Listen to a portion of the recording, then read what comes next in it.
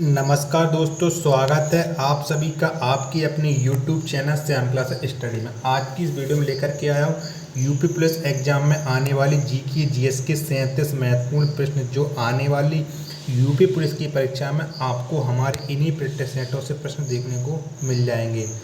तो आपको इस प्रैक्टिस सेट में 37 प्रश्न करिएगा। 37 प्रश्न करने के बाद आपको कमेंट बॉक्स में अपना स्कोर और अपने ज़िले का नाम बताना कि आप हमारी वीडियो यूपी के किस ज़िले से देख रहे हैं। मेरा ज़िले का नाम पूछने का मकसद ये है कि मैंने खाकी वर्दी पा ली है और मैं अपने सभी छोटे भाइयों बहनों को खाकी वर्दी दिलाना चाहता हूँ, जिसके मैं जानना चाहता हूँ कि मेरी वीडियो यूपी के किस ज़िले तक पहुँच चुकी है।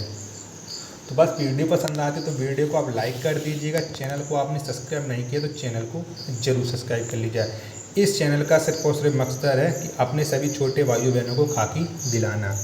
तो आज की इस प्रैक्टिस सेट को करने के बाद आपको ये कार्य जरूर करना है। तो क्वेश्चन है पहला आपके सामने कि नाप के विखंडन में क्या प्रयोग किया जाता है। तो नाप के विखंडन में क्या प्रयोग किया जाता है, तो ये किया जाता है न्यूट्रॉन। क्या? न्यूट्रॉन। ऑप्शन नंबर ए इसका राइट आंसर हो जाएगा। अगला प्रश्न है आपके सामने कि द्रव अवस्था में पाया जाने वाला धातु कौन है। तो कौन है द्रव अवस्था में जो पाया जाता है, तो पारा द्रव अवस्था में पाया जाने वाला धातु है। ऑप्शन नंबर डी इसका राइट आंसर हो जाएगा। अगला प्रश्न है आपके सामने कि अदिश राशि कौन नहीं है। तो इनमें से कौन अदिश राशि नहीं है ये बताना है। तो जो संवेग है यह एक अदिश राशि नहीं है। ऑप्शन नंबर डी इसका राइट आंसर हो जाएगा। नेक्स्ट प्रश्न है आपके सामने कि इनमें से कौन सदिश राशि नहीं है। तो कौन इनमें से सदिश राशि नहीं है, तो जो ऊर्जा है वो सदिश राशि नहीं है। ऑप्शन नंबर डी इसका राइट आंसर हो जाएगा।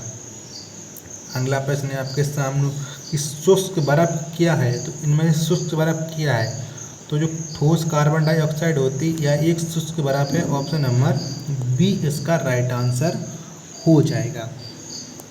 अगला प्रश्न है आपके सामने कि इलेक्ट्रॉन की खोज किसने की थी। तो आपको बताना है कि इलेक्ट्रॉन को किसके द्वारा खोजा गया था। तो ये खोजा गया था जे थॉमसन के द्वारा इलेक्ट्रॉन को। ऑप्शन नंबर ए इसका राइट आंसर हो जाएगा।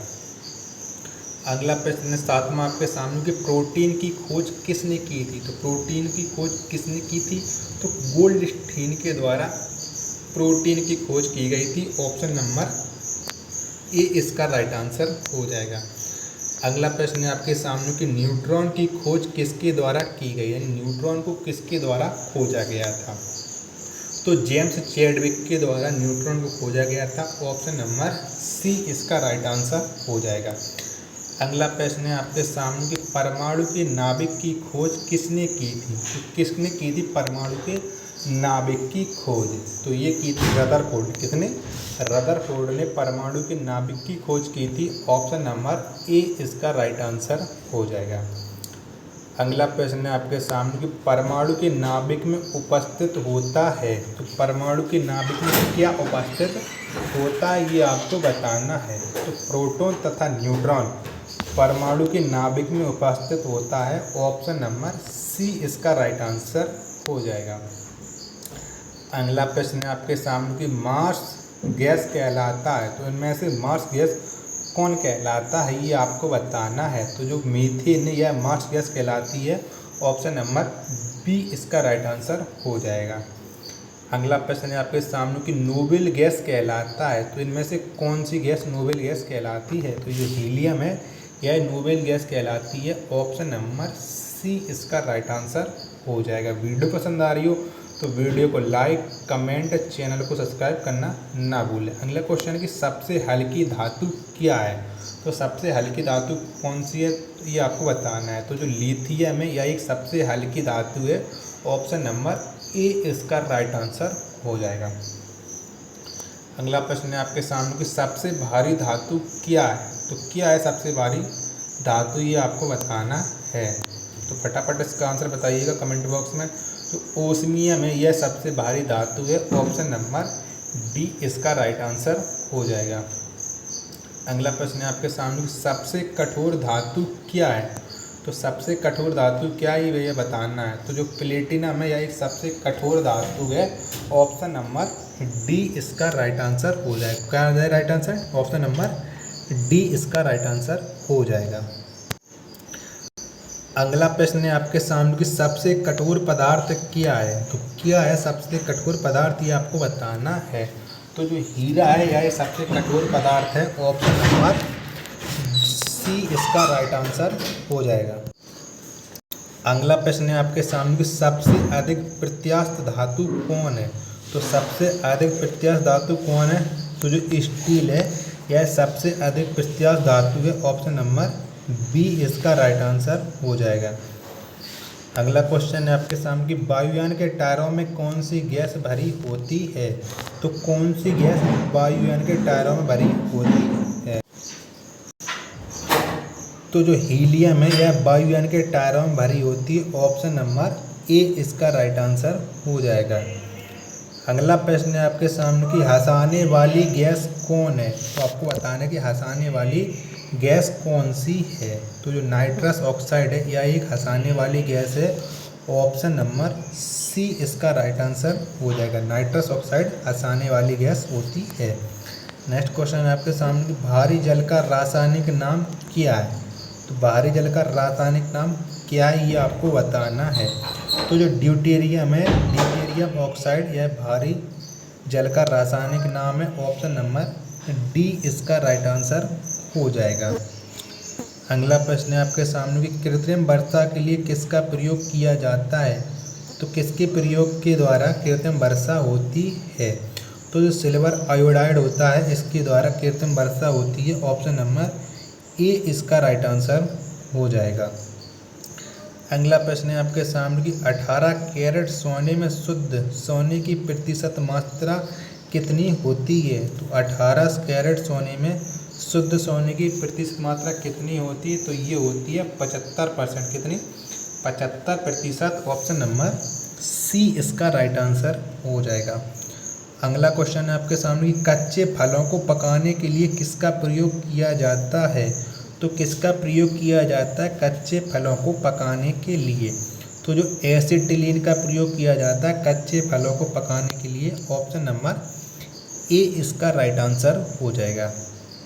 अगला प्रश्न है आपके सामने कि पारा मुख्य अयस्क क्या है? तो पारे का मुख्य अयस्क क्या है ये आपको बताना है। तो शनिवार पारे का मुख्य अयस्क है। ऑप्शन नंबर डी इसका राइट आंसर हो जाए।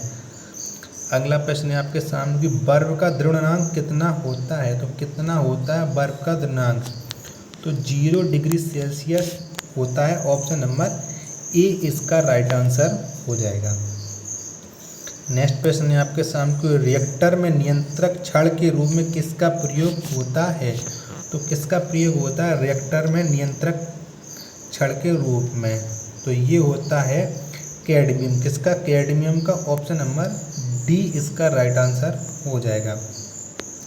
नेक्स्ट प्रश्न है आपके सामने कि ध्वनि तरंगें किस दिशा में गमन करती हैं?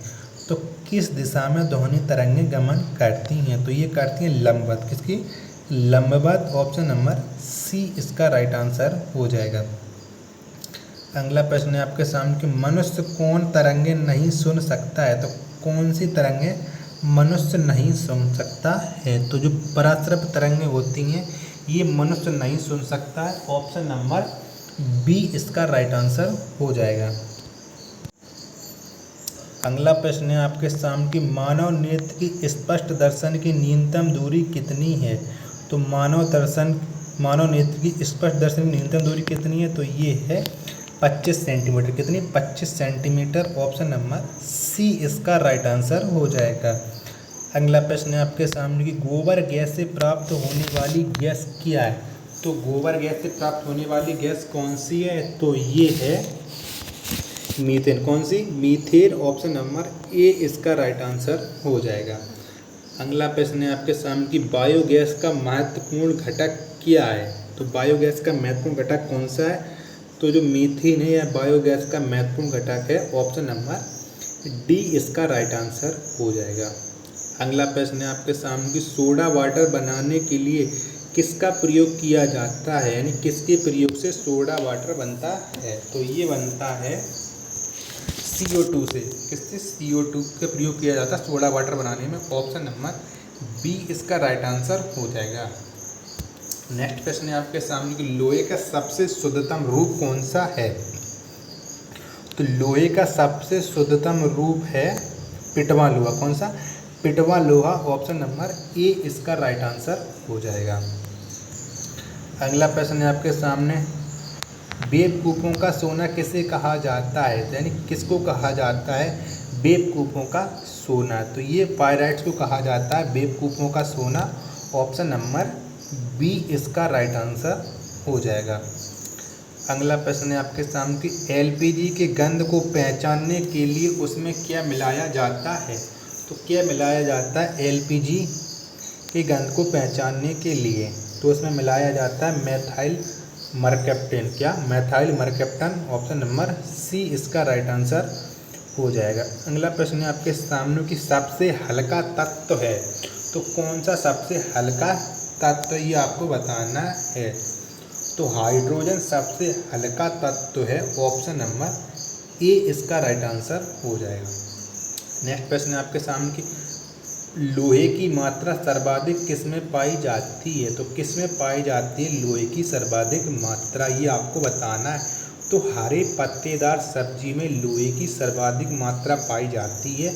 ऑप्शन नंबर डी इसका राइट आंसर हो जाएगा। तो अब आप बताइए कि आपने हमारे इस प्रैक्टिस सेट में कितने प्रश्न सही किए और आपको वीडियो कैसी लगी।